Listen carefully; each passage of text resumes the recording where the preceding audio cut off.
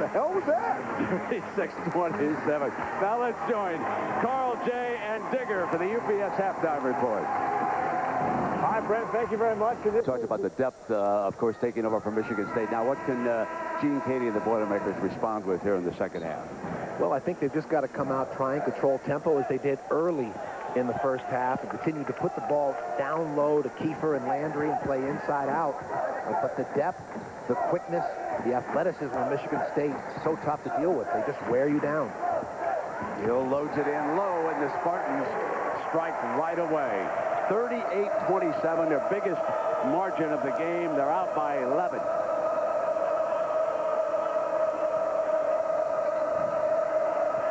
And the Spartans defense just keeping that ball out at the perimeter. First 5 minutes, critical for Purdue. This could become a blowout if they're not able to chip away at this deficit. Coming down inside at 10. And staying outside the arc.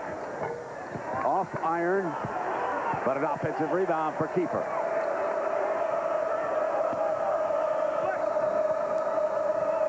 Somehow they need to get down in the paint. And a timeout is called. So it is the Spartan defense early here against Gene Katie's Boilermakers. Here to Kiefer, continue to put the ball down low on the block. Kiefer, good position, using the glass there. But again, Michigan State playing 11 players. Hill from long distance here behind the arc. Shannon Brown has been on fire, a little mid-range step-back game here with a high lift. And they just slowly have worn down Purdue with their depth. 11 players already used by Tom Izzo. A 14-2 run since the Boilermakers were up by 1. Just terrific Spartan defense. They have just pushed this Purdue offense further and further away from the rim. 7 on the shot, and look where the ball is. Now 3. Landry has to fire a 3. And Hill will try to save it. Deflected. Landry. Tough shot by Landry at the top of the floor, contested.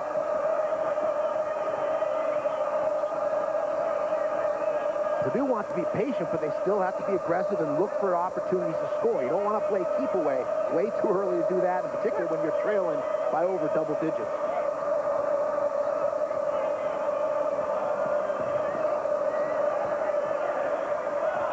Now down toward 5 seconds. Kiefer out with a high screen. McKnight spins in the lane. Couldn't put it away, and good move. Hill has to give it up. Chris Hill with a 4-to-1 assist-to-turnover ratio. Not his natural position, the point guard, but shows what kind of selfless kid that he is as a competitor, willing to share the sugar with his teammates. Deflected, the Hill's got it back. Hager and Davis muscling the rebound and a putback, and Katie Libet. Well, for a thoughtful, introspective fella, showing a little brute there, a little brute force. He almost disrupted the radio broadcast over there on the Boilermakers sideline. McKnight lost the handle, deflected. Dillon tracks it down, and he is fouled. Reach-in foul from behind by Chris Hill. Not a smart foul for Chris Hill. Last year an academic All-American, but that's not a smart foul right there. Brute force inside by Davis. Physical, aggressive. That's what Tom Izzo wants to see. He has the skill set for a player his size. Facing the bucket, back to the basket. You know, excuse me. Did you not see a foul? Excuse me. This is the Big Ten. Wait a minute. You got to put the mouthpiece He in. muscled him into the second row. What do you expect? We got Dempsey and Marciano coaching these teams. I'm not sure if Coach Katie was upset. Folks, if that had gone against Lavin when he was on the Bruin bench, they'd have had to team up when they came by. Different conferences, you got to adjust to your conferences. I'm telling you right now, Coach, you would have been up screaming like Katie about that non-call. You're not going to get those calls in the Big Ten. Ask Tim Higgins. How many technicals did you have out there? Actually, only 2. Only 2 in your entire career? Yeah. Actually, 2 came in the same game at Washington, and then there was 1 at home, but it was a ticky-tack. You were too nice. That was your problem. John Wooden, temperance, control, self-control, pyramid of success. I'm a wooden disciple. Landry slamming it down. Balance. Out of bounds, was he? Going to go over to the Boilermakers. Yeah, the saintly one with that rolled-up program, hitting in the palm of his hand and saying things every time they would come by him. He did have a way of making his point. He got his point across, whether it was players, the media, officials. I think the crowd's getting its point across right now on this call as the Boilermakers will bring it up here. It's 40-29, and the Spartans are in control. And Purdue just having a terrible time trying to get the ball down low inside of the perimeter. They've become a little bit stagnant, Brent, and not as aggressive offensively. Davis fouls Landry. Sounds like a mixed message. You want to be patient, but you still need to play with aggressiveness and with a purpose. You do that by making aggressive cuts to the basket. When the opportunities present themselves, you still have to take the ball to the hole, but be patient within your overall team concept. Now, I thought that was all ball. That's that consistency, but I'll tell you what, if you're a coach and you see these three officials, you're not going to complain, because these are the best you get in all of college basketball. They may miss one or two, but doesn't get much better than these three. You know, they put that graphic up with the toughest home courts in college basketball. This is not an easy place to come and play with. You've got students down around 3/4 of the court here in East Lansing. Ball is out of bounds. It'll go over, and very spirited. His own needs to settle it down here.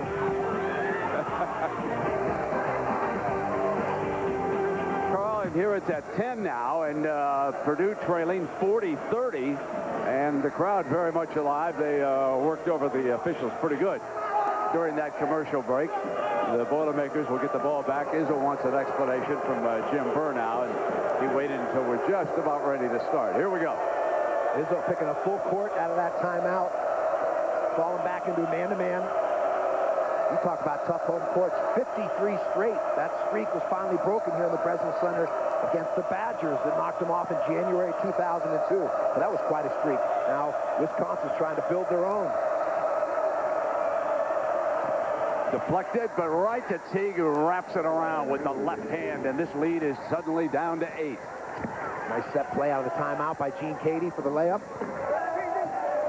Neitzel running the point for the Spartans. Davis back low, trying to get another rebound. And a foul called. I want to go back here and take a look at this, folks, and watch this follow. You think he didn't pound Landry on that floor? Now at the other end now. Now, see what... Now, Coach Lavin, what do you think of that? Well, the swiping down motion is always an easy call for an official on that block. Even though it may have been clean, if you don't have the exact perfect angle and replay like we have, that's your, it's a tough call. These three, I'll tell you what, Timmy Higgins, Teddy Valentine, Jim Burr, it just doesn't get much better. There may be a day where they're a step slow. They're human like the rest of us. They have bad days, just like a dentist does, or anybody in any line of work. But I'll tell you, overall, you'd want these three doing any big game. Yeah, I agree with that. And 40-32 on the foul call. It'll be out of bounds play for the Spartans. Dillon picking up his second personal here in the game. Dagger cuts to the corner. They put it down. And a foul call again against the Boilermakers. A lot of reaching and slapping and digging. And when players get fatigued, sometimes they don't move their feet as quickly. They tend to start reaching in the cookie jar, as we call it. Lose the discipline defensively to stay down in your stance and keep picking up the puppies. Active hands without reaching. Brown from behind, and another foul on the Boilermakers. I'll tell you, on that over the back, granted there was some major contact. When Gene Cady and his staff watch that film, what they're going to tell Landry is you've got to get lower, flexed, and coiled, and box out. He was straight-legged, straight up and down, not flexed or coiled on that rebound. That allowed Davis to get in there. But there was some contact, no question. Brown steps to the free throw line as Dillon Picks up 2 and 3 in a hurry, did he? Well, word in for the Boilermakers, and Trannon checks in for the Spartans. Matt Trannon. Ford, a local boy. His father, Bob Ford, played at Purdue. Hit 2 big shots. Andrew Ford came to Purdue as a walk-on, hit the 2 biggest shots of his career coming down the stretch against the Hoosiers, and fouled out, unfortunately, in that game. Past Saturday in double overtime. Great game. Heartbreaking for Purdue.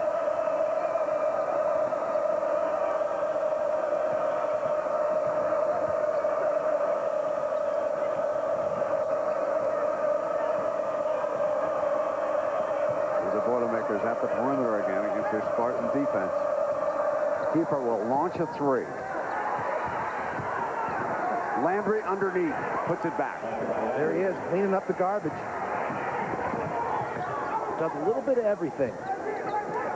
Carl Landry, nice passer, a lot of poise, sneaky around the basket area, beat you off the dribble. Got a complete game. Got to work a little bit on his turnover-assist ratio. Loose, almost stolen. The Knights will get to it first. To the floor and out of bounds, Purdue basketball. So the Boilermakers, who've eased to within 7. You saw that graphic about Illinois. They go Thursday night. We think that the Big Ten shapes up this way and that they could and should probably get 5 this year. Illinois, Wisconsin, Michigan State, they're going to the NCAAs. On target right now, both Iowa and Michigan. Dark horses must put together quality runs in the Big Ten or get it going in the tournament in Chicago in mid-March. Indiana and Minnesota. But we like the prospects for 5 Big Ten teams, Steve. Well, 5 teams in the RPI top 30. The only conference in America with 5 teams in the RPI top 30. Loose. Picked up by Teague. And pass intercepted by a leaping Trannon.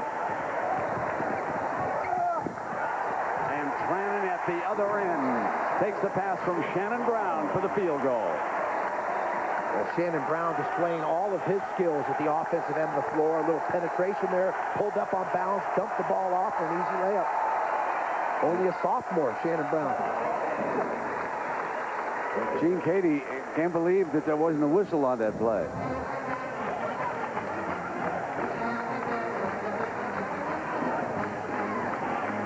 Great intercept. And they put it in Brown's hands, and he got down to the other side, and it does look like Brown crashed in out of control after he released the ball, and certainly Coach Cady thought so. Well, Super Tuesday presented by Toyota continues next with a meeting of 2 contenders in the SEC. Believe it or not, even though Coach Cady there sharing a good laugh with Teddy Valentine, even though he's got that grizzly bear exterior when it comes to competing between the sidelines, believe it or not, officials really enjoy him, respect him, get a kick out of him. Got a great sense of humor. He's all grizzly bear on the exterior, but all Pooh Bear inside. He's a big teddy bear at heart. In low to Landry, who scores again. And so we get it low, and it's productive once they get it in there, and it's down to 7 again. Well, Michigan State spread out in their pressure defense, and wisely Purdue counters by going high-low through the high post. We've seen that twice tonight. Landry almost stole it, and double dribble turned it over. So the football player turns it over, 12:59, and the Boilermakers can ease even closer. Davis will take a break right now, and Delco Raleigh, the 6'8 junior, replaces him. Davis takes a seat at the 12:57 mark. Want to get him ready for the stretch. Purdue dangerously close if you're Tom Izzo and his staff. Don't want the Boilermakers to be able to hang around.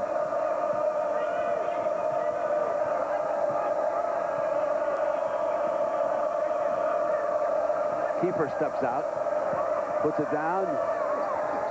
Yes. Tough finish in traffic. There was some contact there. He muzzled it through. The lead is 5.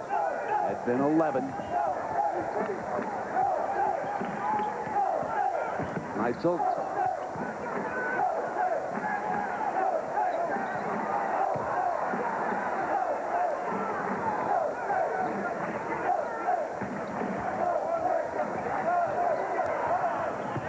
Torbert kicks up now with 7 on the shot. Torbert's going to have to go to work with 2.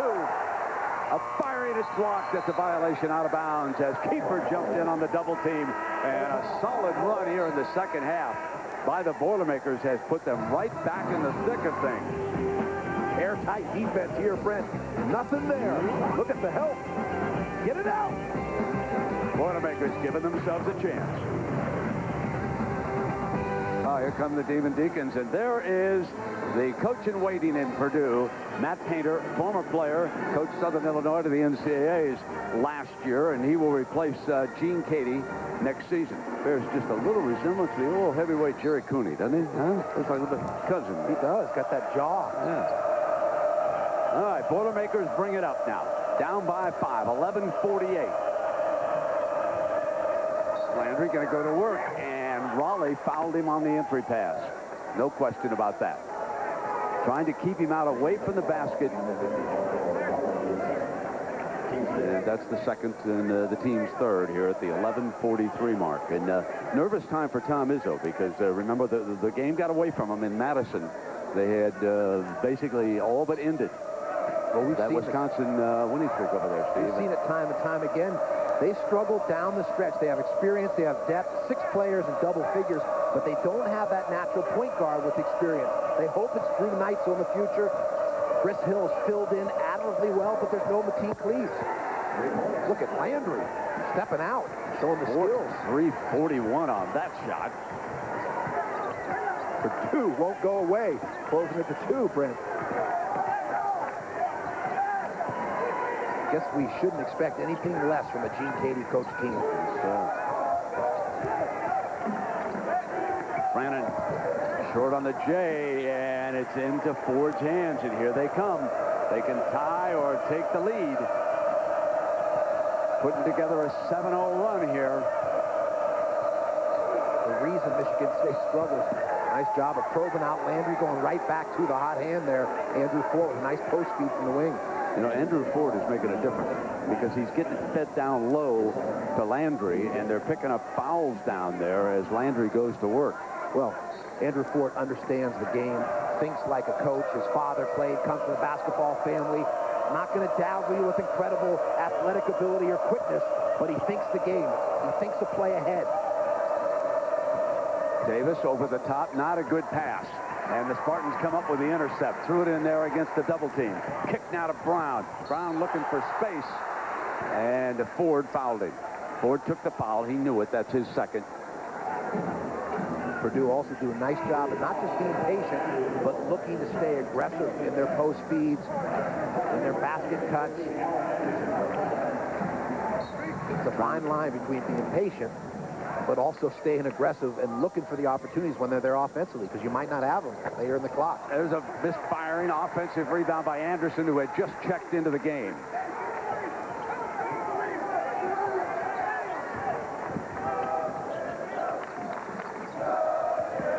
Anderson attacks, and it's Landry ahead to McKnight. Hill is back.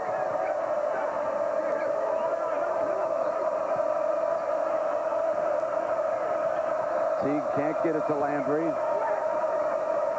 Davis on the outside. There's a high pick and roll for Ford. McKnight short. Underneath Davis. Can't put it down. Let them play, Brent. There's a lot of bodies banging in the basket area. Brown off balance. Tap. Knocked out of bounds. Purdue ball. It was hit by Raleigh as he was going to the floor. And a keeper back up for the Boilermakers.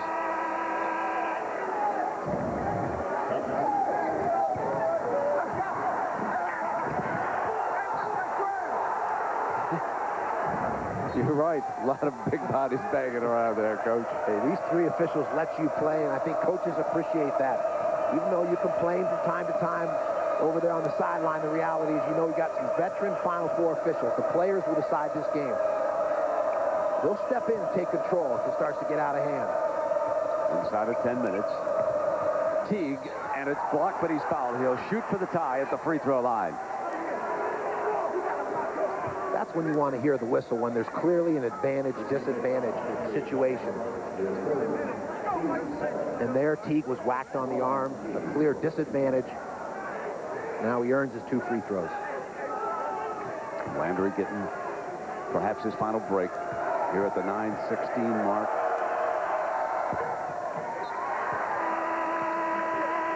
Still struggling with his shot, isn't he, Steve? Yeah, he shoots the ball a little bit different every time. As you know, in putting, in tennis, in golf, you want a consistent stroke. Memory muscle reflex. It's the same in basketball.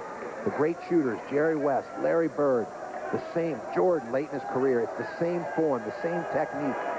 Whether it's a free throw or a jump shot or a fadeaway. And it's a 1-point game.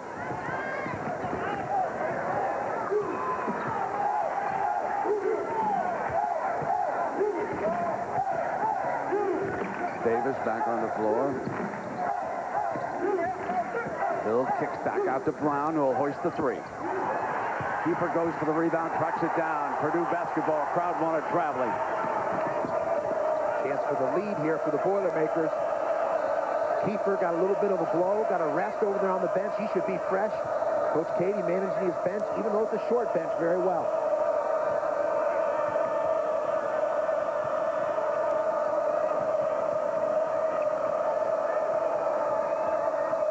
Now 10 on the shot. Ford will try to get it inside.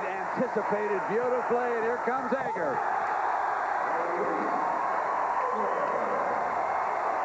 Ford, a little bit fatigued there, Brent. One of the few mistakes he's made the last couple games for the Boilermakers. Margin is 3 as a result. Keeper wanted, Dillon did not go over the defender to him. Keeper still wants it. And down away, they're going to call a foul on the defender against Keeper. Anderson had him. Keeper taller. The team needs to feed the post when Keeper has that size advantage down low. Just keep giving it to the big fella. Well, that draws so much attention. When Landry, Keeper get touches, that opens up the inside-outside attack. If there's no help, they're capable of going to work in single coverage, one-on-one, and take advantage of matchups. If there is help, kick it out. Early for Purdue to be in the bonus here. They could take advantage if they make free throws here late in the game. 8-minute mark in the bonus. Wouldn't you know it? Won the shooting contest this morning, misses the first, and Michigan State's got it. He arced that one so much higher than he did in practice today. I can't believe it. He should know better. Engineering major. Away from the ball. This is against the Boilermakers. We've got a timeout, and so let's send you to the studio, and here's Carl Ravitch. Carl, what do you got? Brent, we got a real good one. Florida State away. Florida State just keeps hitting threes every time. By Toyota. Choose any direction as long as it's moving forward. And in part by Mercenaries, Playground of Destruction. The game has one rule, no rules. In stores now. Brown Musburger back with Steve Lavin, and Steve, you just made the point that the Boilermakers won't go away here tonight. Well, so appropriate. Gene Katie, coming off a tough loss, gets his team to come in to a tough environment and execute and hang around. There was a period there where Michigan State could have put some distance and maybe blown the Boilermakers out, but they just won't go away, Brent. So Gracchus checks in for the Spartans along with Davis, Neitzel. It's a 3. Good by Ager.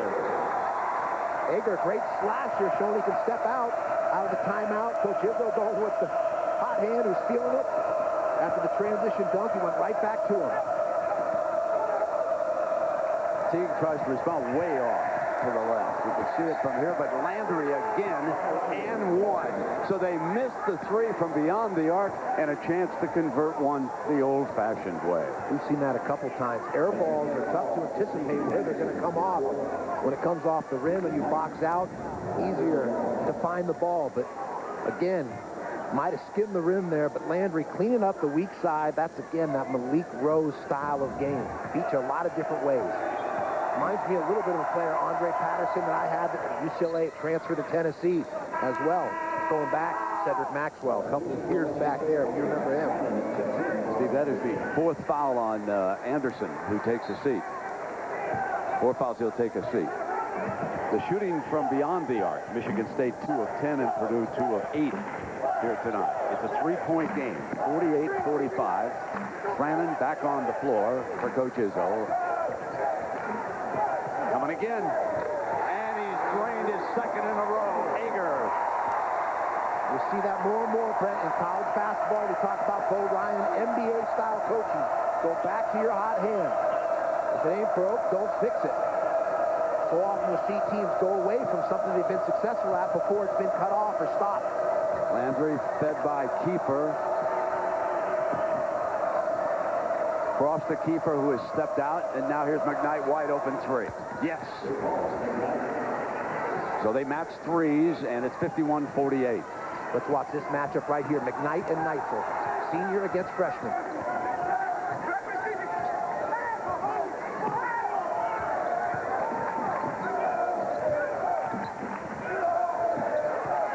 In low to Davis, double, squeezes the trigger. No, Trannon bumped out of bounds. And the foul finally called. Watch Ager negotiate the baseline.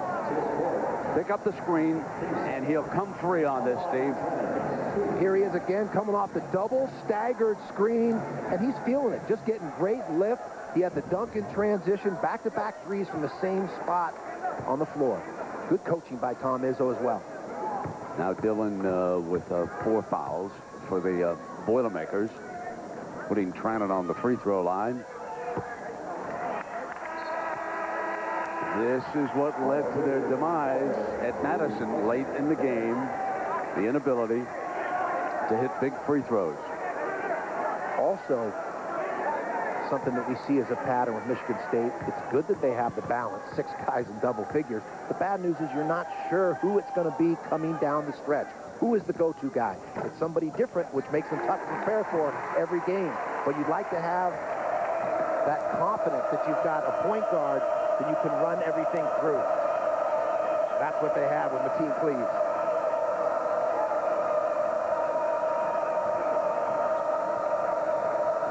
Oh, Teague threw it, and Kiefer wasn't even looking. Hadn't even looked to his left, and Teague just threw it out of bounds. Oh. Talk about a face or a picture worth 1,000 words. Are we going to miss that face? I mean, this is one of the great looks in college basketball for the last 25 years. That's coming up now. Super Tuesday continues, presented by Toyota. Mississippi State and Alabama tip off at 9:10, what's that, about 23 minutes or so from now. We've got 5:42 left in regulation here.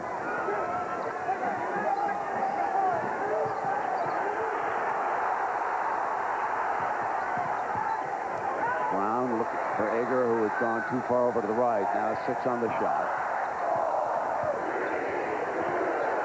Now 2. Neitzel from the corner. Off the side, violation. It'll be Purdue basketball. Well, that's the mystery we talked about.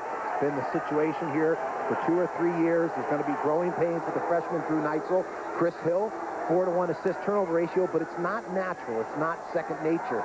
Quarterbacks and point guards have to have that natural, instinctual feel for the game, clock management, reading situations, making decisions, and it's just not there for the Spartans. But give Izzo credit. His teams find ways to be competitive. Big trip for the Boilermakers now.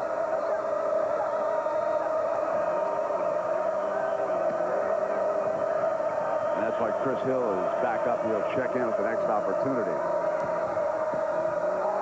Ford's left-handed shot off iron, rebound Spartans, and here comes Neitzel. Kick on the break.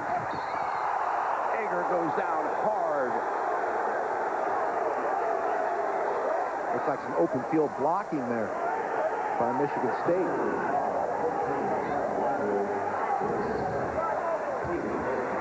Look at the open field blocking. A football player. Can't see the blocking from this angle. Looks like cut him on the arm. Definitely a foul. But if we can replay that at some point, it's really interesting to see the open field blocking that led to that lane. and score. As we see here, I'm not sure if we see it from this angle as well. We can't. It was even before that long angle from behind the basket, length of the floor. Landry got him up on the arm. Down he went. Egger was attacking at full speed, and he has made both free throws to make this a 6-point basketball game. And checking in, I see Alan Anderson. Remember now, he's playing with 4 fouls. He's back on the floor. That was Matt Tran who just subbed out. He's the one that threw the key blocks down court to open the lane for that layup opportunity and foul. You'd expect that from a football player. Absolutely. Probably just instincts. Put a body on somebody. Ford doubled in the corner. Keeps the dribble back outside keeper. Dillon attacks. Big field goal for the Boilermakers here. Nice penetration by Dillon, seeing the opportunity, the lane open.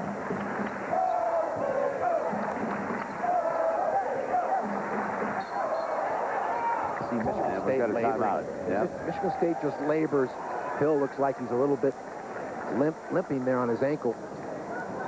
Well, 25 years as a coach at Purdue. Folks, that's what's called being a survivor. Listen to Gene.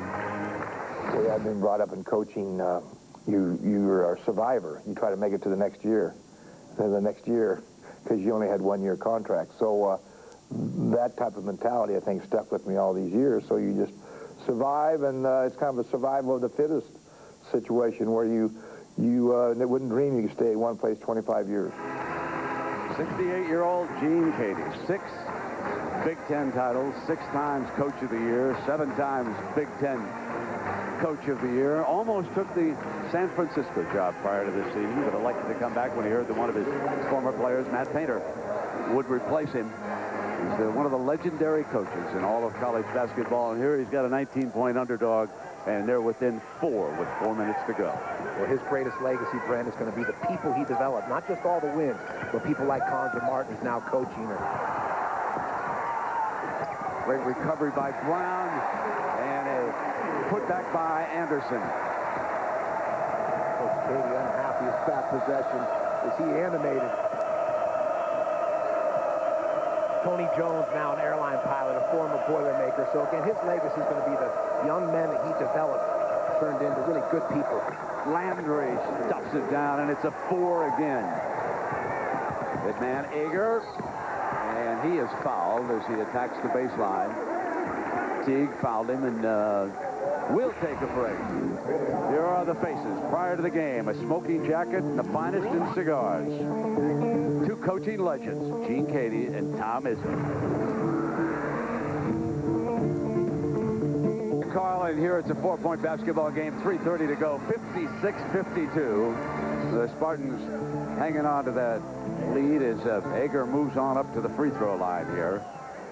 Trannon took a seat during that break. He turned in 13 minutes here tonight, and this downfield block may have been one of his best plays of the game. Let's look at Matt Tranon's football instincts take over. Look at the block and downfield. Run to daylight. Lombardi would be proud, opening up a hole there.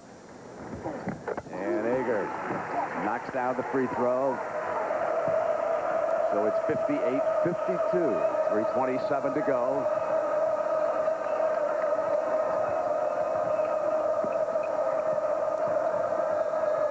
He got a cut.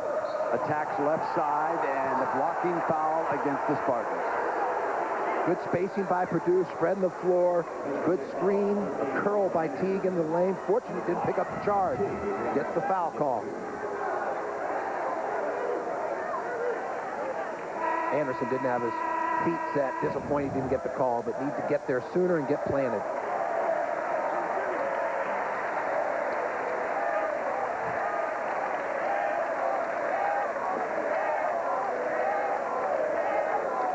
So Anderson takes his seat with his 5th foul.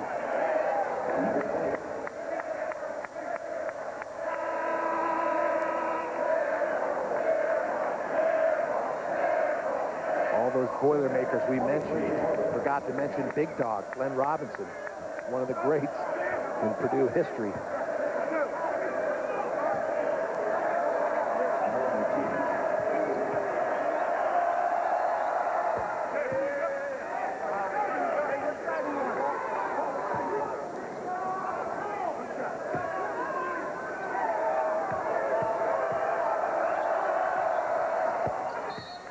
Makes them both. Hill returns. With 3:16 to go. Bagrakis takes a seat for the Spartans. Torbert's on the floor along with Brown, Hill, Egger, and Davis.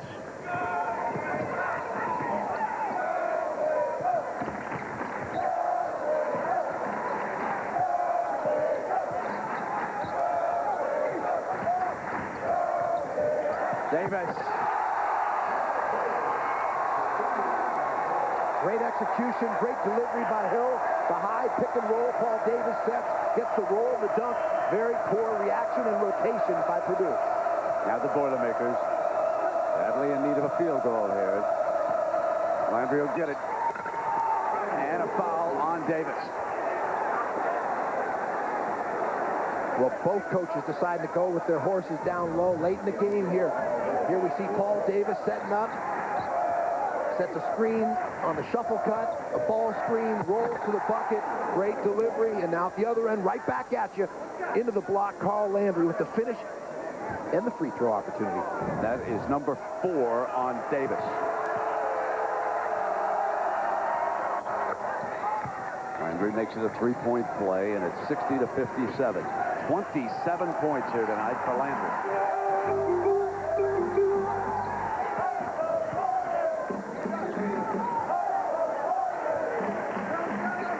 Calls the play. Same set, Brent. 2-guard front, shuffle cut to the pick and roll. McKnight aggressive on Hill that time. Egger the pull-up. Yes. Boy, Shannon Brown early in this game, Egger late in the game, really stepping up for Michigan State. Different people, different night. 6 players in double figures. Only team in America. Purdue's turn.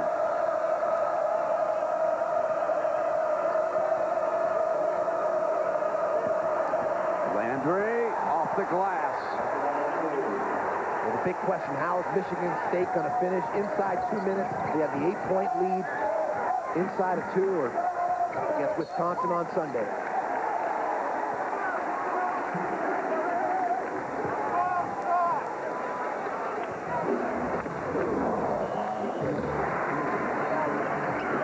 Here is the Wisconsin game with Tucker penetrating for the big hoop. Then Anderson with a chance to win it for the Spartans. And the joy on Bo Ryan's face as the Badgers continue that remarkable winning streak at Cole. And now the situation is somewhat similar. With a minute and a half to go, the Spartans up 62-59, and the Boilermakers with a timeout. And Steve Landry, the 29 points here tonight, that ties his season high. Well, we talked about his versatility, reminding me of Malik Rose, going back in the past to the NBA, a Cedric Maxwell type. We traditionally think of 4 men like a Kurt Rambis or Jay Billis, a powerful, bigger player around the basket area. But sometimes a 4-man that's lean and quicker and agile, not that Billis wasn't agile, but sometimes they're more difficult to match up with, and they bring a different skill set to the table. Malik Rose, a tough, Carl Landry, a tough matchup. 29 points, and of course, we'll get out of the Southeastern Conference next. Mississippi State and Alabama Tuscaloosa. Right now, we have a minute 38 to go, and it is a 3-point Michigan State lead in regulation. Davis missed the free throw. They shoot 79% as a team. They were at 80% going into the Wisconsin game. They're dropping a little bit here, but something happens late. We talked about it before, pressure, game conditions. Missed both. Loose track back down by the Spartans. Shannon Brown with a hustle off the 2 missed free throws.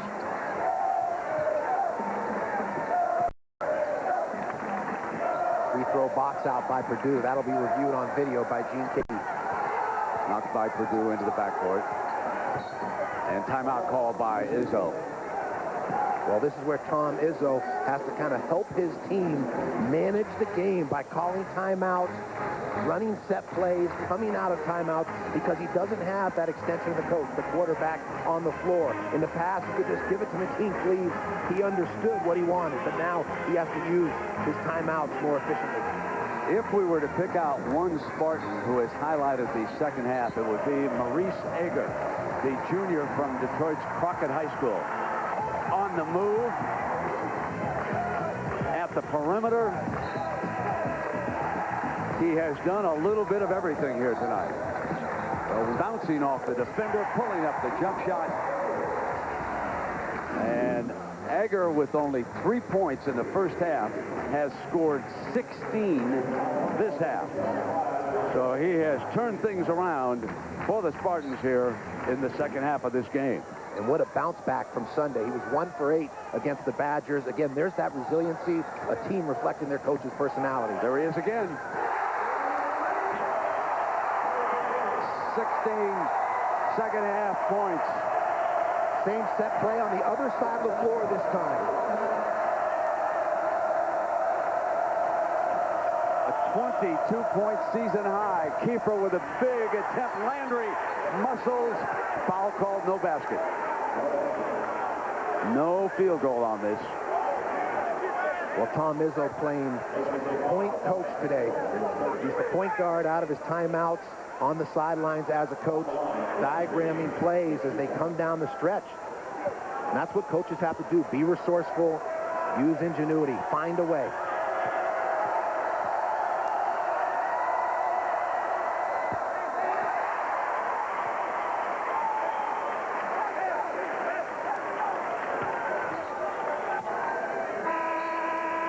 Landry missed the free throw against Indiana that could have won the game on that controversial call in regulation. Well, at the end of the first overtime, again, if you were not with us, the Big Ten has admitted a mistake on that play. Once it zeroed out, his field goal should not have counted. He should have shot 2 free throws for the tie, as it was in double overtime. Indiana won the game. 65-60 now, Michigan State with a 5-point lead. We're coming down toward 45 seconds.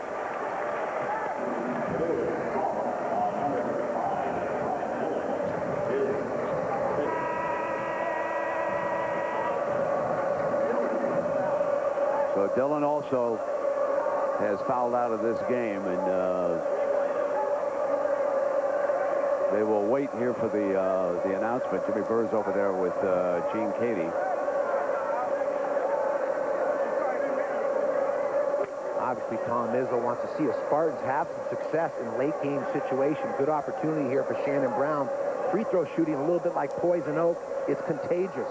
If you start to make them as a team, as Wake Forest did this past weekend, 32 consecutive free throws they made, or if you start to miss them, you'll see it begin to take momentum, a life of its own, in the wrong direction. So the Purdue coaches settle on Ford.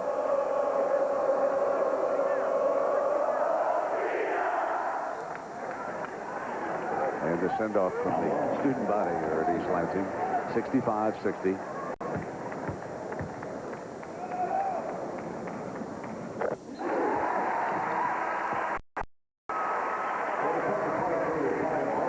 Close it out.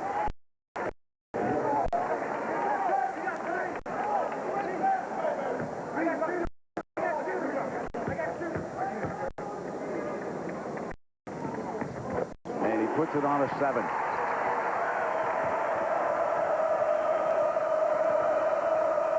Boilermakers can't waste time. Can't yo-yo.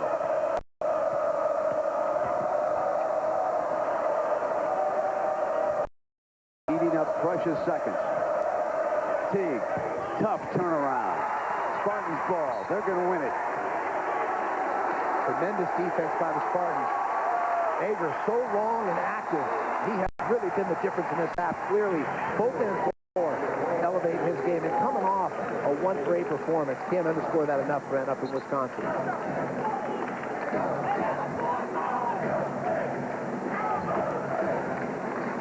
Going to get any easier for Purdue. They could go to 0-5 here tonight. They've got the Hawkeyes at Iowa next.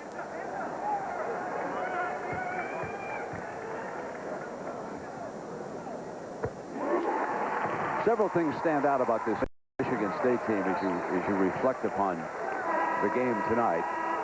They are very deep. They discovered a star in Ager in the second half. In the first half, you would give the star to Brown, who's at the free throw line with his athletic ability. So it was the depth of the Spartans and the fact that Brown in the first and Ager here in the second stood out for them, as Brown has wound up tying his career high with 18 as he makes those free throws. McKnight misfiring, and there is Brown skying for the rebound, and the Spartans will run it out, up by 9, steal by Ford.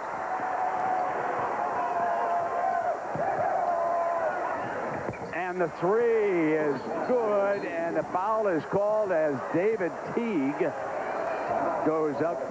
Check that, it was a timeout over there by Purdue. Teague firing it in to make it 6 with 7.5. We have seen things of this happen. And Gene Cady not only trying to keep his team in the game, but he's building for the next game. Both these coaches continue to teach through the entire 40 minutes. School is in session. Really impressed with Tom Izzo managing the game, using his timeouts because he doesn't have that natural instinctive point guard, and instead having to call timeouts, diagram plays off of out of bounds for scores.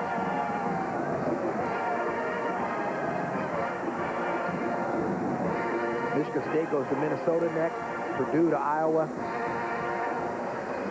Feel so bad for Gene Cady his last year here, just struggling in conference to find a way to win, but he's going to keep after it. There's no question about it.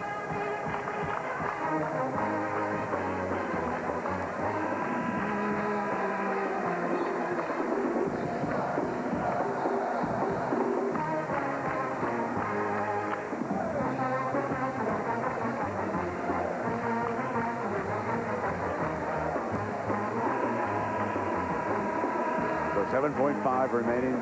The Spartans up by 6, 69-63.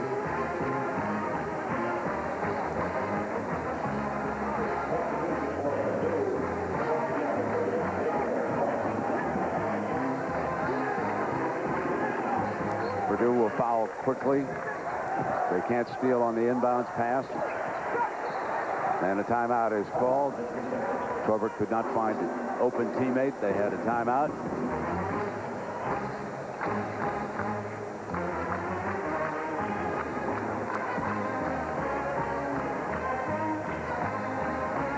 Great teaching opportunity here, Brent, for Michigan State. They're going to be in late games like this again in Big Ten.